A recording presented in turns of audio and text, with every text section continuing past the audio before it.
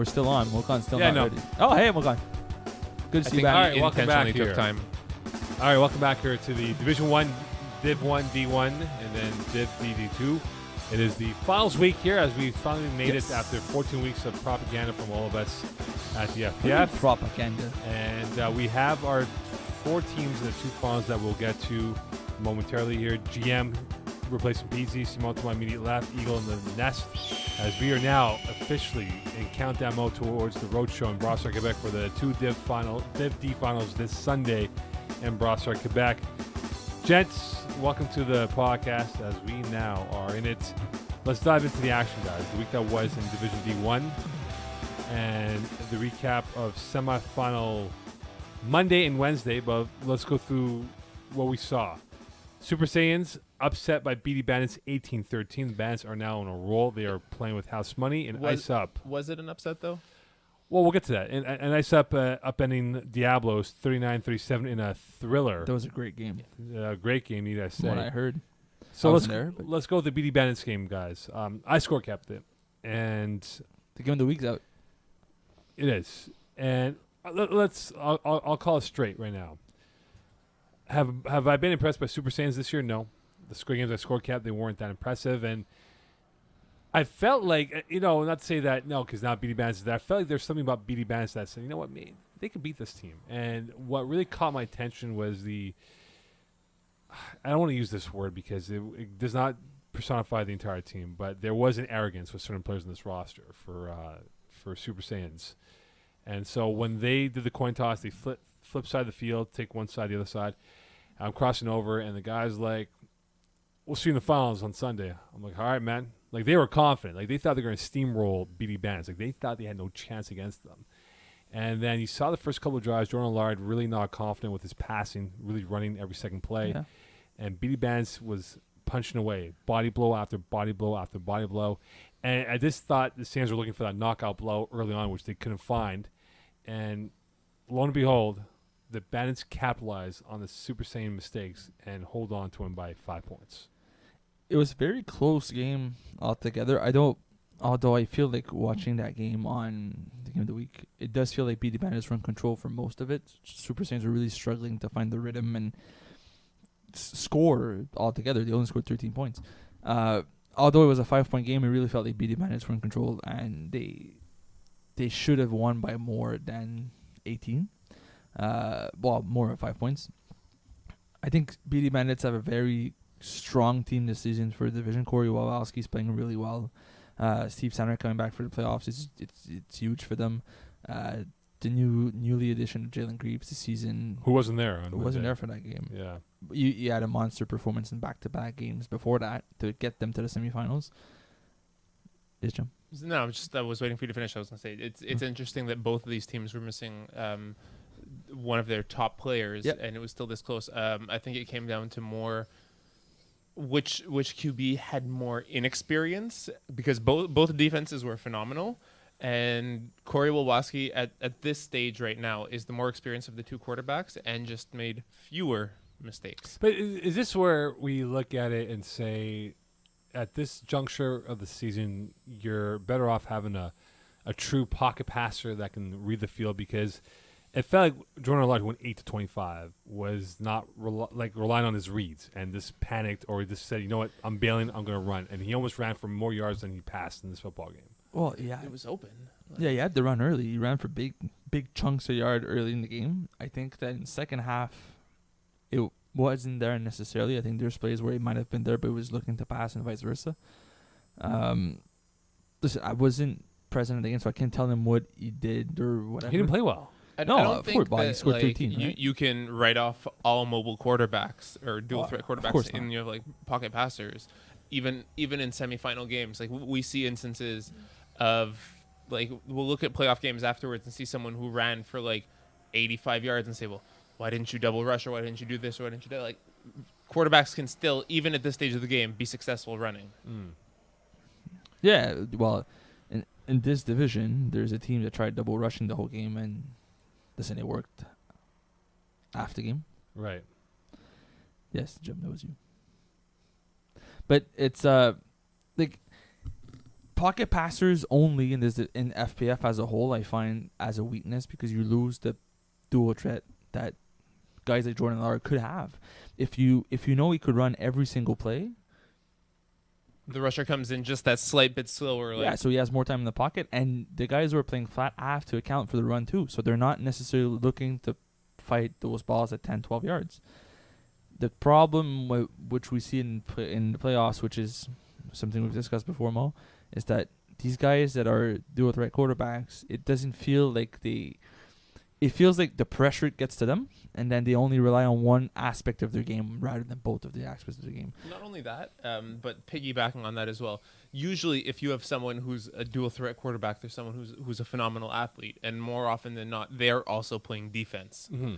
And you make a mistake on offense, it's in your head on defense. You let plays continue to happen. It gets into the back of your mind when you're back on offense. You're still thinking about those plays that you let happen on defense, and it's just it's a collaborative effect. And you're tired too. Yep. Like if it's a 44-minute game and you're playing both ways and you're running up and down the field the entire time, like if Jordan's playing corner and he's covering 40-yard bombs every play, when he gets on offense, after running 10, 15 times, at some point you get tired.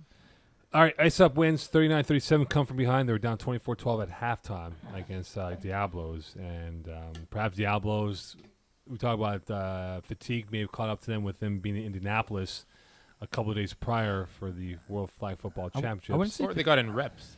I wouldn't say fatigue. They look good. I think the fact that we're missing Alexis Gaumont was a big factor for them. He's the kind of guy that really opens up a game and like gives Diablos that extra layer of depth for the offense and defense, and without him, they're not the same caliber team, right? Like we all know François Martin loves those deep throws and loves to go over the top when you can, and Alexis Gaumont also gives them that, but also gives them that deep safety that's tough to play against. Take that away, and then Diablos lose that. I find they lose that's what makes them special this season, and then they played against a team that were missing their quarterback, but Jordan, like you've mentioned over and over, Jermaine Kennedy is a very, very good quarterback. That showed. He played amazing in the second half. There was a bit of rust in the first half. He played amazing in the second half. And he was able to use all the receivers he had. And that's something that you don't see necessarily from François Rameau, who likes to key on one or two guys. You have only 3 guys with receptions in the game. Well, not necessarily because they don't match for some reason. But Rock Campana was scorekeeper in that game. 19 Somebody completions, wasn't wearing a 10 number. receptions. Oh, yeah, 10 receptions. That seems like a lot. Or 2 people weren't wearing a number. Most likely. Anyhow, I think it's impressive to see what Ice Up were able to do against a team like Diablos, but missing Alexis Gaumont really hurts Diablos. But also, like, if you have Alexis Gaumont there and Jack Zergiotis there, like if both players are there, who wins? I say Ice Up crush them. Yeah. Zergiotis would pick them apart. Absolutely. He's in Greece right now, actually. I could see that. But the way he plays football against what Diablos like to do, I would agree. All right, Div DD2, cheat code up and Voodoo 36-12. That was a relatively easy win for them. And here's the game that I was there for. $10, Yes, the money game. The money game that will probably go to Lance Daniel. Baby Kangaroos winning overtime over GLC 27-26. Now, the story of the Baby Kangaroo game against GLC was that Jaime Luong was in Hong Kong, so he wasn't there. So that's tough. Our boy Justin Previllon was the quarterback, and he almost beat this team in overtime. Yes, Eagle. He took one for the FPF community. He had to restock on cutters and gloves and cleats. So he flew out to Hong Kong to get that stuff. Yeah. Rob Campana wrote in as well. Great game, Ice Up versus Diablos. TD on the last play of the game to win.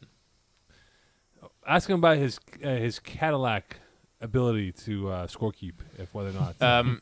Rob, Mo doesn't understand what medium this is and would like me to ask you about your Cadillac ability to scorekeep. Yes. All right. Well played, Jim. As you watch this from your perch high up in the castles of Mont Tremblant. All right. So Kangaroos win this game. Justin Previllon almost beat this team. That's impressive. That's seeing what Gerson was doing last time he played quarterback with GLC, and seeing what he did against Baby Kangaroos was a very good defense in the semifinals. That's a huge leg up and huge step up for him. And they had a lead. They were up 1-0 after the first. GLC's a good team. They play. I think they beat them with Jaime Luong, GM? I think they do. Not 100% certain, because I think what this had in the favor of GLC is Hyman Wong has we've seen it before. There's a lot of film on him. He's a familiar face to the league, whereas Jerison Previo not so much. So I think that showing up to the field and seeing Jerison behind center for GLC instead of Hyman Wong, it changes everything. And I think it took a little bit longer to adapt, and that's what brought this game so close. I'll ask you the question when we preview the Kangaroos cheat code game. The cheat code, easy victory over Voodoo, 36-12. Are you guys surprised by the conclusion of the scoreline? I mean, I'm not. The odds were 7-1, but but honestly, the way Chico plays is exactly what Voodoo struggles to cover defensively. Those deep throws, those drum balls against big guys. I forgot. Give me good odds. I forgot his first name. Papich. Nicky. Nicky. His size and the way he runs routes. I didn't see anybody on Voodoo able to cover that, and it showed on the stat line with 3 touchdowns and like 100 yards. Was this like one of those things where Voodoo came with spoons to a gunfight? Yes. Given look at the talent for cheat code. That's the thing. That's the exact problem. Is they didn't have the right guys to win matchups for them. They had the speed offensively. I expected them to put up more points. I was expecting the way Voodoo plays offense that Chico would be able to jump a few patterns and make it difficult for them. But I was expecting 25, 26 points from Voodoo, but Chico have the ability to put up 40 against most people. And unless you're able to really take that deep throw and those big guys away, they're going to put up monster numbers. All right, so Kangaroos, Chico, that's one half of the Division DD On the subject finals. of Kangaroos, yes, the young Kangaroos, or Joeys, are born at a very immature stage when it is only about 2 centimeters long and weighs less than a gram. So they're always underdogs. so that means they're Eagles. So the Kangaroos against cheat code. It's pretty good. Cheat code have had a relatively easy run to the playoffs. Through the playoffs, they had a forfeit because Garbouge was nowhere to be found. They were in Papineau when they were supposed to be in Lachine. Does it worry you when you look at baby Kangaroos in the last month? They lost the last game of the regular season, and they've had some close calls where they beat Vic in the Box by 7, and they win in overtime. Is that good or bad? Because we look at baby Kangaroos as being the best team from start till here we are, August 5th. Personally, I think it's amazing. The fact that they've been able to come up big and resilient in close games like that will better prepare them for this game than Cheat Code, who had a magic carpet ride all the way to the finals and didn't really have to put in a whole lot of work. I think that may end poorly for Cheat Code if things don't go their way from the start. Okay, so Simon, we look at these two offenses. One is very jumbled in baby Kangaroos, and the other is very prolific in going to deep ball. Which offense do you like better in this football game? To sort of piggyback on what Jim said, I believe that Cheat Code's confidence is as high as it gets. Right? They had the easy season. They had the easy matchups. They steamrolled through the division, and they weren't really challenged. Now the thing is, if their first drive doesn't go well, and their second drive doesn't go well, and they're not able to put up points, and then Baby Kangaroos goes back on offense, and next thing you know, it's 13-0 Baby Kangaroos. I don't see Cheat Code coming back from that. They're going to be too frazzled and too shocked by the fact that they just played a team that's able to keep up with them, that they won't be able to really play well. The thing is, a guy like Joe Cano has playoff experience. I don't think it's going to happen. I don't think he's going to have a bad first drive, and I don't see all the guys on Baby Kangaroos defensively won't win all 5 matchups against Cheat Code, which, if picked properly, Cheat Code is going to be able to put up monster numbers again. All right, so who do you got? Zach Zorn or Tim Horner? As individuals? Yeah, in this game. Who Zach do you like? Zorn.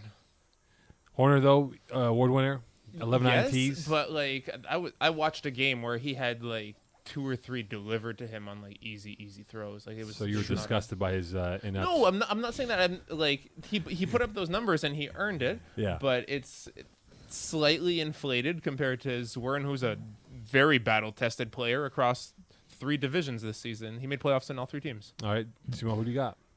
I think it's going to come down to the other matchups rather than Zach against Tim Horner. I think that's the one that both teams are sort of going to go to at times, but mostly steer away from. I think it's a close one where if you're playing offense, you say it works on certain plays, but it won't be my go-to anymore. And you're gonna look for other matchups across the board, and that's when cheat code is really gonna shine. Is if you have guys like Pat Lindor who are able to be aggressive on the ball, and you get a guy like Kevin Filima who's also very underrated somehow. Those are the matchups that really work in cheat code's favor. And if Baby Kangaroo steer away from Zach Warren and decide to go to the third, fourth option, that's when things could go wrong and bad. Can Kyle Pedvis match up, maybe lock down Kevin Filima in this matchup? Pedvis is a very good defensive player. Filima, a very explosive player in offense.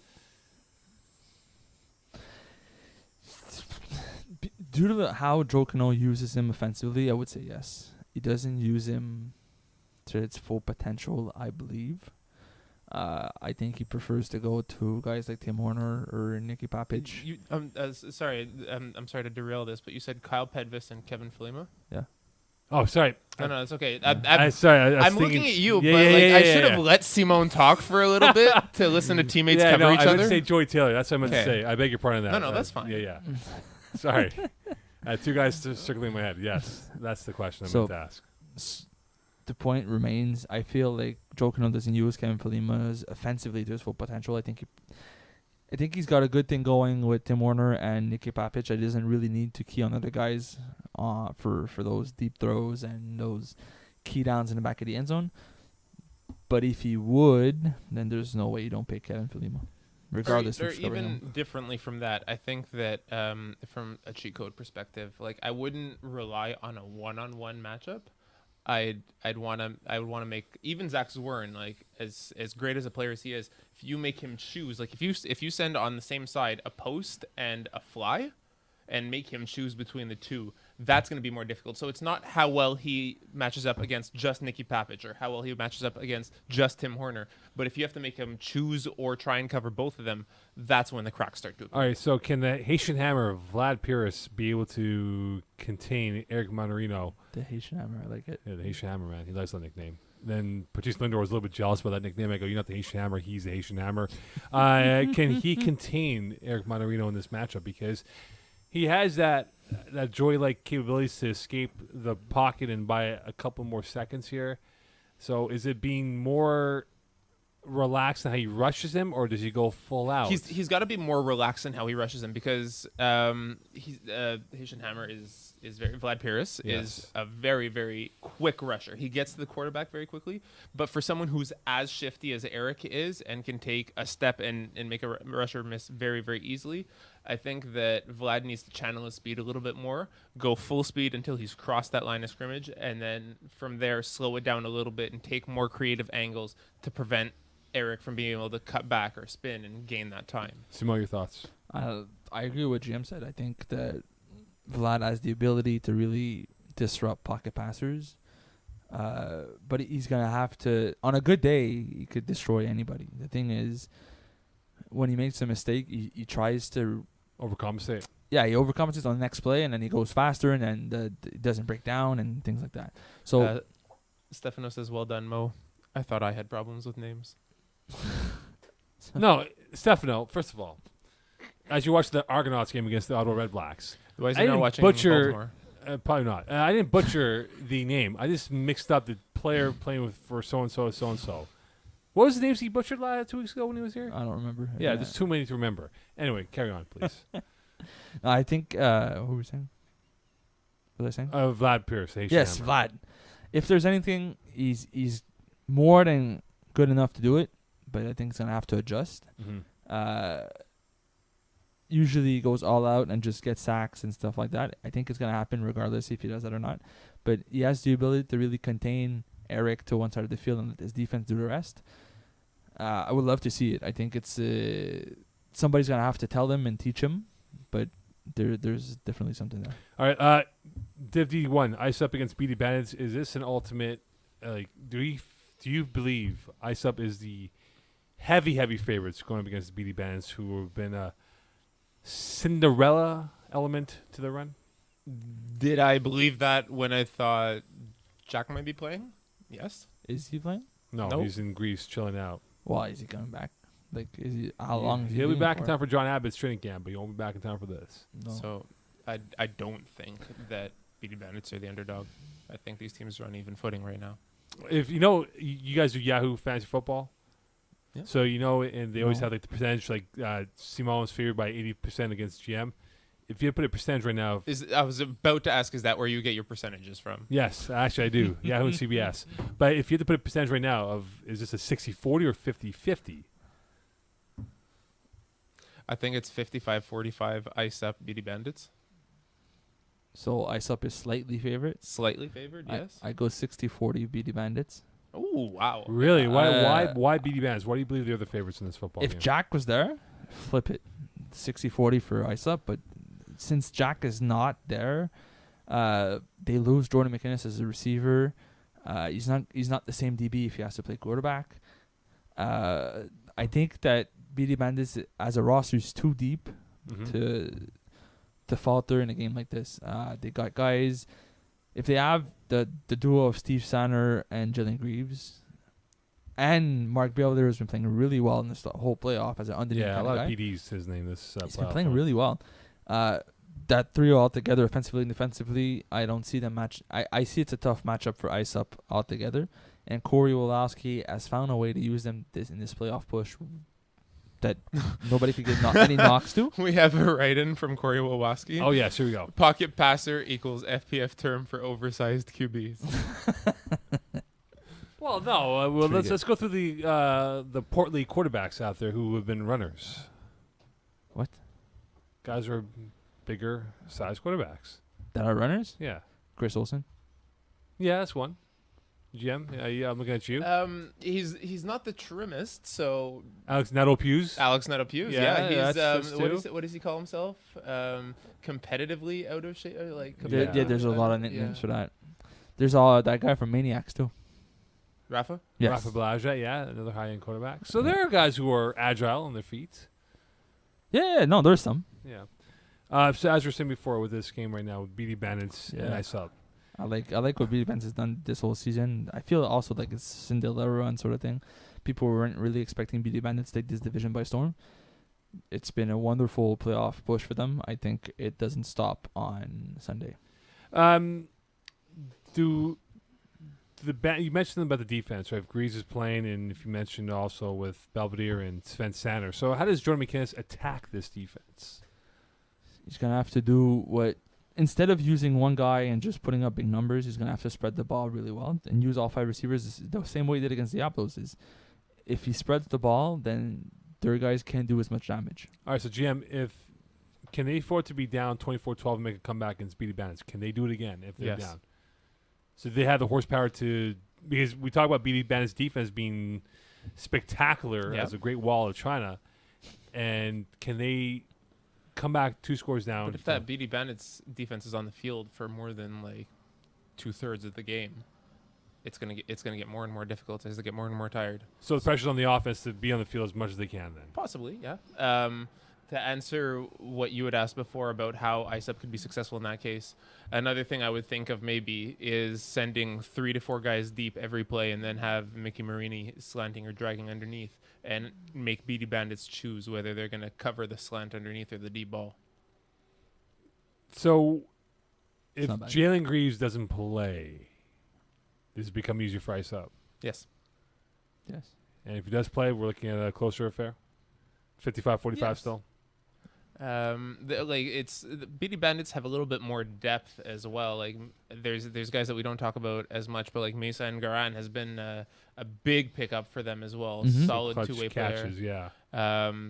That we knew formerly with Wrecking Crew. Brzezinski as well. He's done very Yep. well. He had a big PD to end off the game against the Super Saiyans. So I think it's that Jalen Greaves adds more depth, but BD Bandits can still be in this without him. And athleticism as well that maybe they don't have. All right, it is now time for picks of the week. So let's start with this game since we've been A talking lot to about get it. to here. Let's go. 2 games. Only you would call that a lot to get Yes. to. Well, Mo calls a lot of things. I do. Not well. We have Megan likes for it.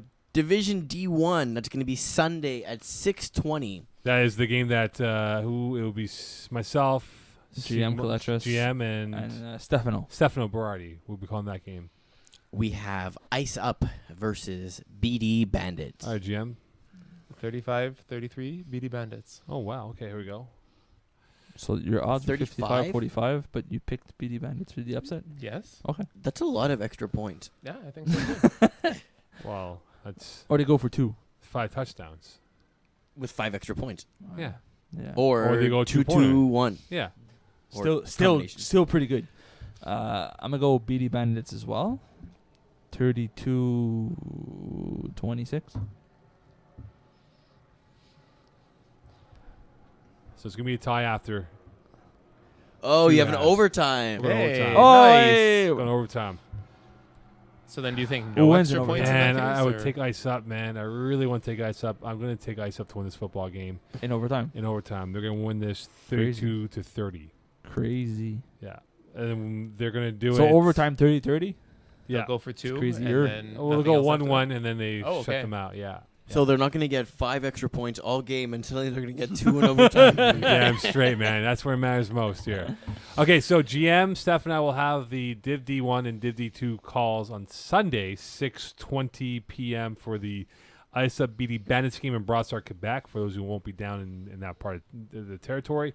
And the Div is D2, what time? which is going to be 8:40. 8:40 which is- approximately, which will not Div be the D1. exact time. Look at more of a 9 Why o'clock do you have to kickoff. say that? Why do you have to Well, say I'm being that? more realistic here. I'm not going to say hey, show up at 8:40 and they're seeing Simon Dagenet, whatever, calling. Please show up for 8:40 in the event that games run to schedule, and then you cannot and teams cannot say, "Oh, Mo said it's going to go late. We figured we had time, and there was Well, going to you be know what, traffic man? on the Champlain. Please show up at 8:40." You know, if you have the FPF. To be fair, app. if your game says 8:40 on the website and it's 8:40 and you're not there, we're starting without you guys. Yes. Just so you know. So, So be there for the time that's on the website. and it's not also Mo advisable. Pons. The traffic will be a headache coming from Montreal to Brossard. We'll have an update on Sunday afternoon. So Div D2, Yes. Baby Kangaroos, cheat code, 8:40. Who you got? This is going to be a tough one. Cheat code How much? by 14 points. Wow. Okay. Who you got, GM? I'm tempted to agree. Like it seems like the obvious answer. As much as I'm conflicted and want to say Baby Kangaroos, Mhm. it just makes more sense to say cheat code at this point. I got So- cheat code. Yeah. Yeah, cheat code. The reason why I like cheat code in this Look one. at that. He's 41 like to constipated. 30. He's trying to go 42 to 30. constipated with that scoreline. Well, All right. The reason why I like cheat code in this one is because Yeah. they're so aggressive underneath. They have the athletes to cover the ball and they know it, so they're able to be really, really aggressive and shoot like flats and underneath patterns, which is what Baby Kangaroos has been. That's been their money all season long, and I think that since that's what cheat code does so well, it's gonna be a massacre. It would be a very rewarding final if Joy Taylor blows up like he did in that game against GLC in a bad way. So I got Chico win this football game by a score of 38-29. 29. Yes. That's a tough score to achieve. 4 extra points. 38-29. On 4 scores. That is correct. No. extra points on 4 scores. Nice. Yeah, 5 points on 4 scores. Yes. 7 years ago. Yes. Okay, that's it. Yes. We're done. All right. Thank you to everyone who tuned into the Division D podcast throughout the season. So before the Division D game, there's the co-ed game, Yes. and between both Div D games, Div A game. Yes. Which makes no sense. All right. GM, Simon, Eagle, Hi. PZ was in here. Much thank you to you guys for your hard work and dedication to this divisions. We will be back for the final road show Sunday in Brossard, Quebec. For those, come on down. For those who can't, watch it online. We'll have it there for you. Match words, please. No, seriously. Who are you picking for fantasy football? Well, we'll find out. September 3rd, Labor Day Monday night. No, but seriously. Good night, Division D. Yeah. Good night, Eagle.